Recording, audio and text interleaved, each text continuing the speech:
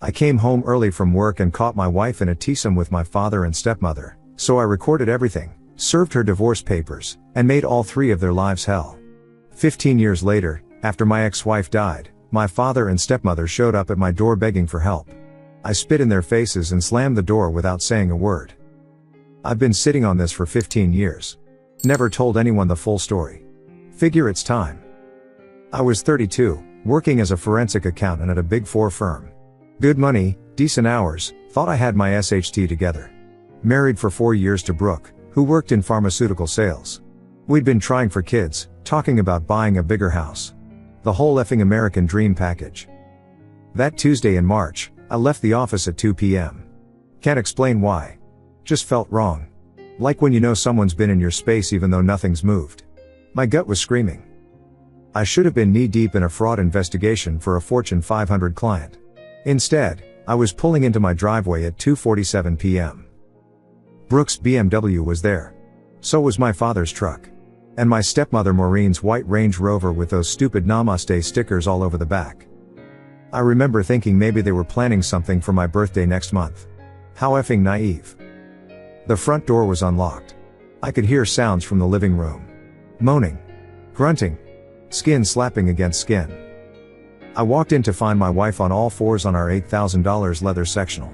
My father effing her from behind while my stepmother sat NKD in my recliner, playing with herself while giving instructions like some perverted director. Harder, Gerald. She likes it when you pull her hair. The smell hit me, SX, sweat, and Maureen's signature lavender oil she pushes on her Instagram followers. Made me want to puke. They didn't even notice me at first. I stood there for maybe 10 seconds, watching my father, the man who taught me to ride a bike, who walked me down the aisle at my wedding, balls deep in my wife while his own wife cheered him on. Brooke saw me first. You'd expect shame, right? Panic? Some human effing emotion? She smirked. Actually smirked. Oh. You're home early. That's when I pulled out my phone. Started recording. Got all of it, Gerald pulling out, DK still hard, Maureen trying to cover herself with a throw pillow, Brooke just sitting there like this was a normal Tuesday. The F are you doing? Gerald said. Not son, I'm sorry. Not this isn't what it looks like. Just anger that I was interrupting. I didn't say a word. Kept recording. Walked upstairs to my office, printed out the divorce papers I'd downloaded 3 months earlier after our last big fight. Yeah, I'd been thinking about it. She'd been distant, working late, the usual BS. Never imagined this. Came back down. They'd managed to find some clothes. I handed Brooke the papers. Sign them. You get nothing.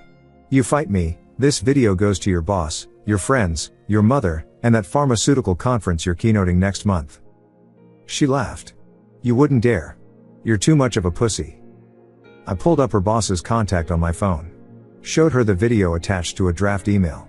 Subject line, your sales rep's extracurricular activities. She signed. I looked at Gerald. My father. The man I'd tried so hard to make proud. Get out. All of you. Now. Maureen started with her wellness BS. This is all just negative energy. We can work through this as a family. Get the F out. They left. Brooke tried to take some jewelry, claimed it was hers. I showed her the receipts on my phone. Everything documented. That's what I do, document things. Follow the money. Build cases.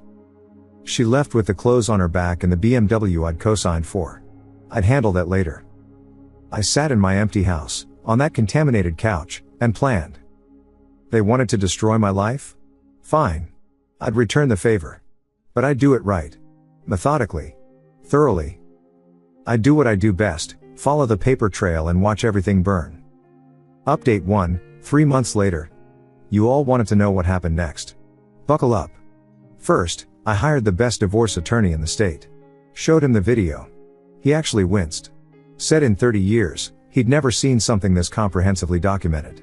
The divorce went through in record time. Brooke got her clothes, her car, and $50,000, way less than half, but she didn't want that video getting out. But I wasn't done. Not even close. See, being a forensic accountant means I know how to find dirt. And these 3 idiots had been leaving trails everywhere. Gerald first. My father owned 6 auto shops across the state. Did pretty well, drove a nice truck, had a house on the lake. What he didn't know was that I'd helped him set up his books years ago. Still had access to his systems, he never changed the passwords, took me 2 weeks to find it. He'd been skimming cash transactions for years. Not huge amounts, but enough. Around $300,000 total. The IRS has this wonderful whistleblower program. You report tax fraud, you get up to 30% of what they recover. I submitted everything. Every receipt, every altered invoice, every cash transaction he'd hidden. 20 years of meticulous fraud, all packaged up with a bow. The IRS raided his shops 3 months later. Seized everything. The business, the house, the lake property. He ended up owing $1.2 million in back taxes and penalties. I got a check for $360,000. Maureen next. My stepmother had built this whole brand around being a wellness goddess and sacred relationship coach. 50,000 Instagram followers eating up her BS about conscious coupling and tantric marriage. The video was educational. I created an anonymous account, posted select screenshots to a gossip forum focused on exposing fake influencers. Not the whole video, just enough. Her face was visible. So was her wedding ring. So was the fact that she was definitely not with her husband. Her followers found it within hours. The comments were brutal. Brands started dropping her. Her sacred marriage retreat scheduled for next month? Cancelled after every single couple demanded refunds. But the best part? She'd been claiming her wellness center as a religious organization for tax exemption. Except she was also selling products and requiring donations for services. That's fraud. Another IRS report. Another raid. Turns out she owed about $200,000 in back taxes. Her Instagram went from 50K to 3K followers in a month. Last I checked, she was selling essential oils through an MLM.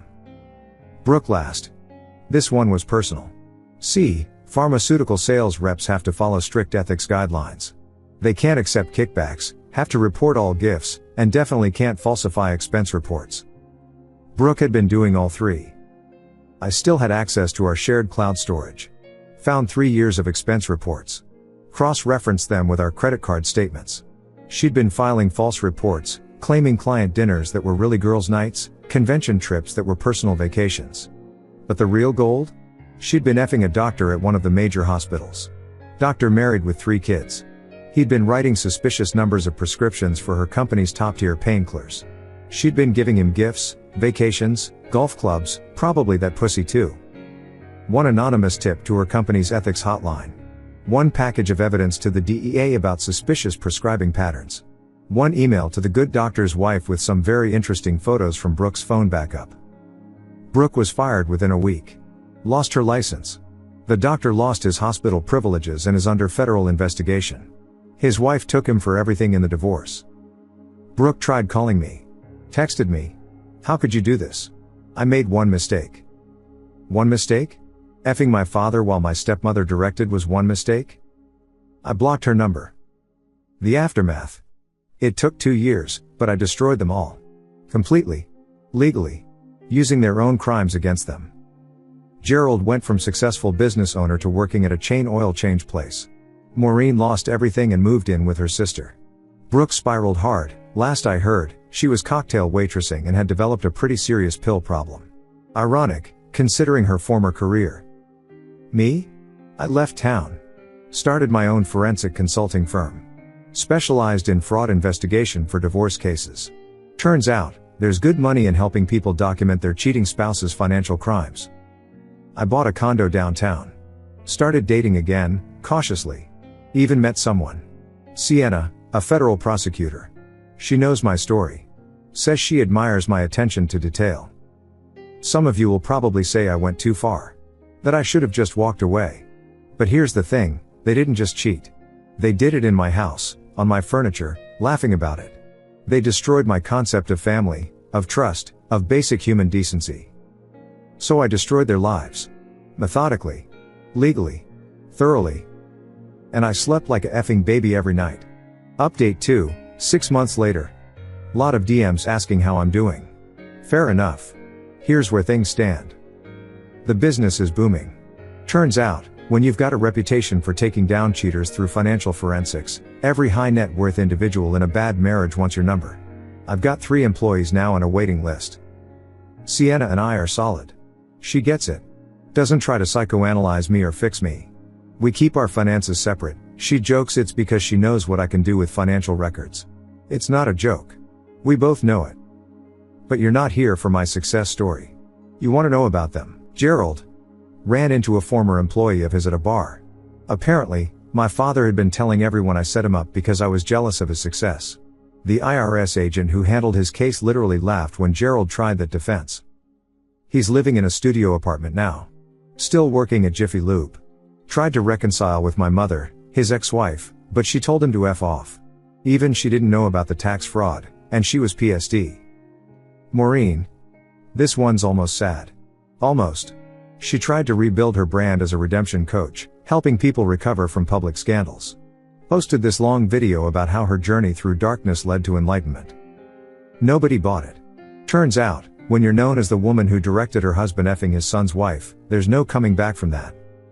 Her sister kicked her out after Maureen tried to seduce her brother-in-law. Now she's working at a new age bookstore, making minimum wage and trying to sell healing crystals to tourists. Brooke. This is where it gets dark. Remember that pill problem I mentioned? It got worse. A lot worse. One of her former colleagues reached out to me. Brooke had been arrested for trying to forge prescriptions. Lost her cocktail job for stealing from the register. Was living in her car for a while. Her mother called me. Can you believe that? Actually called me, crying, begging me to help her daughter. Said Brooke was killing herself slowly and I was the only one who ever handled her. I told her the truth. Your daughter effed my father and stepmother in my house. She chose this path. She hung up. I know some of you think I should feel guilty. I don't. Every consequence they faced came from their own actions. I just made sure those actions had the appropriate results. Life now. Sienna asked me something last week that made me think. We were at dinner, and she said, "Do you ever worry you'll run into them?" Truth is, I don't think about them much anymore. They're just case studies now. Examples I use when clients ask how thorough my work is. I took down my own father for tax fraud, I tell them. Imagine what I can do to your cheating spouse. It's a HL of a sales pitch. But there's something else. Something I haven't told anyone, not even Sienna. I kept the house. Had it professionally cleaned, twice. Bought new furniture. But I kept it. Sometimes I sit in that living room, in the exact spot where I found them, and I feel nothing. No anger. No pain. Just nothing. That's what they gave me. Nothing. No father, no wife, no family. So that's what I gave them back. Nothing. Fair trade, if you ask me. Update 3, 15 years after, yesterday. I wasn't planning on updating again. Figured the story was over. Then yesterday happened. I need to give you context first. Life's been good. Really good. The firm's got offices in 3 cities now. Sienna and I got married 5 years ago, small ceremony, just close friends. We decided not to have kids. Neither of us trust the world enough to bring someone innocent into it. I'm 47 now. Successful. Healthy. I box 3 times a week, keeps the anger channeled. Haven't thought about the 3 of them in years. Then the doorbell rang at 8 p.m. last night. I've got cameras everywhere, paranoid? Maybe. Check the feed. Nearly dropped my phone. Gerald and Maureen. 15 years older, looking like absolute SHT. Gerald's maybe 69 now. Looked 80. Thin, gray, walking with a cane. Maureen beside him, no trace of the wellness goddess left. Just a tired woman in a cheap coat. I could have ignored them. Should have. But some part of me wanted to see this. Wanted to look them in the eyes one more time. I opened the door. Son Gerald started. Don't. They stood there on my porch, the porch of my $2.8 million house, looking pathetic.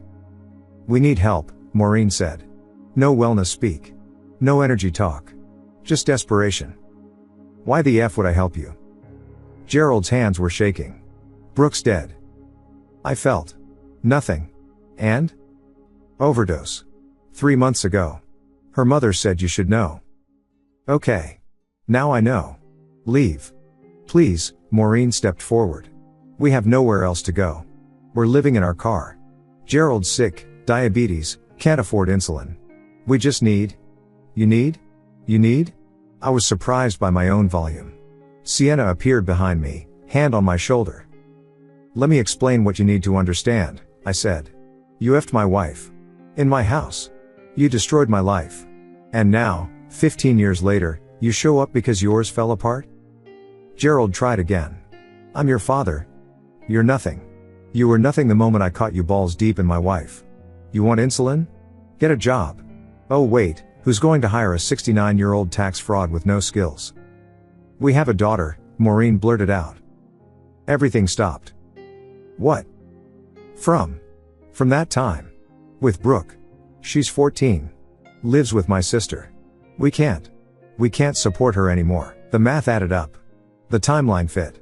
My ex-wife had a kid with my father. My half-sister and my stepdaughter. Effing HL. "Show me proof." Maureen pulled out a phone with a cracked screen. Showed me a picture. Teenage girl. Gerald's eyes. Brooke's nose. Her name's Harper. She doesn't know about any of this. Thinks Gerald's just her grandfather. We've been sending money when we could, but... I stared at that photo. This kid, this innocent kid, was born from the worst betrayal imaginable. But she didn't choose that. What's her situation? My sister can't afford another mouth. She's talking about putting Harper in foster care. Sienna squeezed my shoulder. She knew what I was thinking. "Give me your sister's contact info," I said. Hope flickered in Maureen's eyes. "Does this mean?" "This means I'll make sure the kid's taken care of. Not you. Never you." I looked at Gerald. My father. Dying, broken, desperate. Then I spit in his face. He didn't even wipe it off. Just stood there, spit running down his cheek. "That's for what you took from me," I said. "Now get the F off my property. If I see either of you again, I'll call the cops." "But Harper..." "I'll handle Harper. She's innocent in this. You too? You can die in that car for all I care." I slammed the door. Sienna looked at me. "You're going to help the girl?" "Set up a trust. Full ride to college. Living expenses. But anonymous. She never knows it came from me." "That's hefty. Probably $200,000 all in." I made $360,000 from reporting Gerald's tax fraud. Consider it poetic justice. His crimes paying for his daughter's future. I went to my office and started making calls. Lawyers, financial advisors. By midnight, it was done. Harper would be taken care of. Maureen's sister would receive a grant from a charitable organization for Harper's care. The kid would have a chance. That's more than her parents gave me. This morning, I drove past the spot where Gerald said they'd been parking. Old beat-up Honda, windows fogged up. They were both inside, huddled under blankets. I didn't stop. Didn't honk. Just drove to work. Brooke's dead. Gerald's dying. Maureen's broken. And me? I'm still here. Still standing. Still successful. They took everything from me 15 years ago. But I built it all back. Better. Stronger. And now, in their last desperate moment, I showed them exactly what they created. A man with the resources to help but the memory to refuse. That's justice. Cold, calculated justice. The girl will be fine. She'll go to college, make something of herself. She'll never know her origin story. As for Gerald and Maureen, they'll die knowing I could have saved them. But I chose not to. Just like they chose to destroy my life. Funny how choices work, isn't it? Final update, 1 week later. This is the last time I'll post about this. Need to get it out, then I'm done. Gerald died yesterday. Maureen's sister called me. Don't know how she got my number, probably from the lawyer handling Harper's trust. Said she thought I should know. He'd been admitted to the ER 3 days ago. Diabetic coma. Maureen was with him. They'd been living in that car in 20-degree weather. No heat. No food. Just two old people freezing to death in a Honda Civic. The sister said Maureen begged the doctors to save him. Promised she'd find a way to pay. But he was too far gone. Years of untreated diabetes, malnutrition, exposure. His body just gave up. He died holding Maureen's hand, apparently. The woman who helped him destroy my marriage. Poetic, in a effed up way. Here's the thing, the hospital called me. I'm still listed as his emergency contact. They wanted to know about funeral arrangements. I laughed. Actually laughed at the poor social worker. Cremate him. Whatever's cheapest. I'm not paying for it. Sir, he's your father. He was a sperm donor who happened to stick around. Nothing more. I hung up. Sienna asked if I wanted to go to the funeral. I looked at her like she'd grown a second head. Would you go to the funeral of someone who systematically destroyed your life? She said no, but suggested I might regret it later. That I might need closure. Closure? I got my closure 15 years ago when I handed over his fraud files to the IRS. When I watched his business empire crumble. When I built my success on the ashes of his failure. But here's what's effing with me, Maureen called. Got my number from the hospital. Sobbing. Begging. Said she had nothing left, no money for even the cheapest cremation. She'd have to let the state take him, dump him in some unmarked grave. Please, she said. Whatever you think of us, he was your father. Don't let him end up in a pauper's grave. You know what I said? He ended up in a pauper's grave the moment he chose to F my wife. This is just making it official. She was quiet for a long moment. Then, Harper doesn't know her father's dead. Or that her grandfather is too. How do I tell her everyone's gone? Not my problem. But her college is paid for. Make sure she knows that. You're really going to let hatred control you forever? Hatred?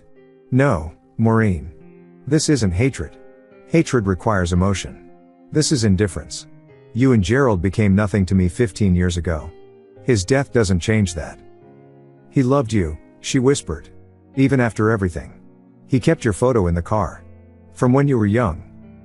Then he should have thought about that before he effed my wife in my living room while you cheered him on. I hung up. Last night, I couldn't sleep. Kept thinking about that photo in the car. Which one did he keep? The one from my college graduation? My wedding? Back when I still looked at him like a father instead of a case file? This morning, I drove to the hospital. Don't know why. Maybe to see if I'd feel something. The morgue attendant led me to him. Gerald looked small. Frail. Nothing like the man who taught me to throw a baseball or fix a carburetor. Just meat on a table. I stood there for 5 minutes. Waiting. For anger, sadness, regret, something. Nothing came. You did this to yourself, I told the corpse. Every choice. Every consequence. This is what you earned. I signed the papers refusing responsibility for the body. Let the state have him. Let him rot in an unmarked grave. Let him be forgotten. On the way out, I saw Maureen in the lobby.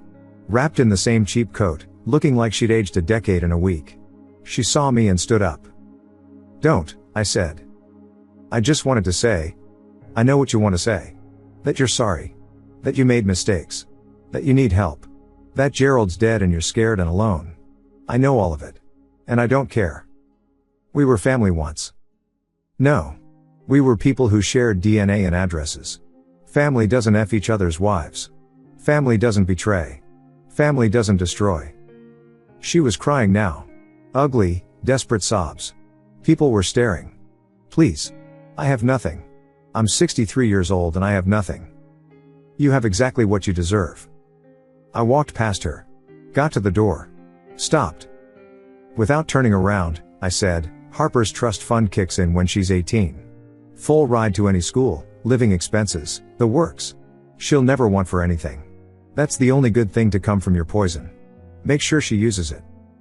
Thank you, Maureen sobbed. Don't thank me. I'm not doing it for you. I'm doing it so an innocent kid doesn't pay for your crimes. Now lose my number.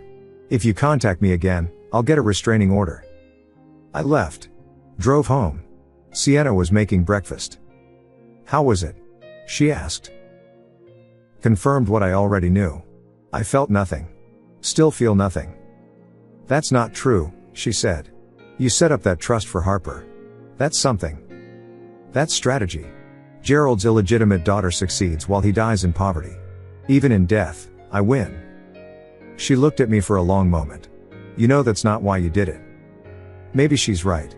Maybe somewhere, buried under 15 years of carefully cultivated indifference, there's still a part of me that believes in protecting the innocent. In making sure kids don't pay for their parents' sins. But that doesn't mean forgiveness. It doesn't mean forgetting. It doesn't mean feeling sorry for the man who destroyed my concept of family. Gerald's dead. Brooke's dead. Maureen's a broken shell heading for the same fate. And me? I'm having dinner with my wife tonight at a restaurant that costs more than Gerald made in his last month alive. Tomorrow, I'll go to work at my firm, help clients document their cheating spouse's crimes. This weekend, Sienna and I are flying to Cabo. Life goes on. My life goes on. Their lives stopped the day they betrayed me. It just took 15 years for their bodies to catch up. Some of you will call me heartless. Say I should have helped, should have forgiven, should have been the bigger person. F that. Being the bigger person is what gets you a cheating wife and a father who thinks your marriage bed is his playground. Being the bigger person gets you humiliated in your own home. I chose to be the successful person instead. The ruthless person. The person who documents everything, forgets nothing, and forgives even less. Gerald wanted a legacy? Here it is, a cautionary tale about what happens when you betray someone who knows how to destroy lives legally and has the patience to do it thoroughly. His actual legacy, Harper, will thrive. She'll go to college, build a career, have a life. She'll do it on the money I secured by destroying her grandfather. She'll succeed because I chose to separate her from her family's POI son. That's my final victory. Even Gerald's bloodline will owe its success to me. He's dead. I'm alive. I won. End of effing story. Edit, inbox is blowing up. Let me clear some things up. No, I don't feel bad. Stop projecting your daddy issues on me. Yes, Harper's trust is ironclad. Set up through 3 layers of LLCs. Untouchable. Maureen tried calling again. Blocked. Got a restraining order filed this morning. For those saying I'm broken or need therapy, I've got a $50 million business and a wife who understands me. I'm doing fine. This isn't a morality tale. This is what happens when you F around and find out. Comments are locked. I'm done talking about this. They're dead or dying, I'm thriving, and that's all that matters. Don't betray people who know how to destroy you. Simple as that. Thank you so much for watching until the end. If you really like our videos, please don't forget to like, share, and subscribe. Have a great day.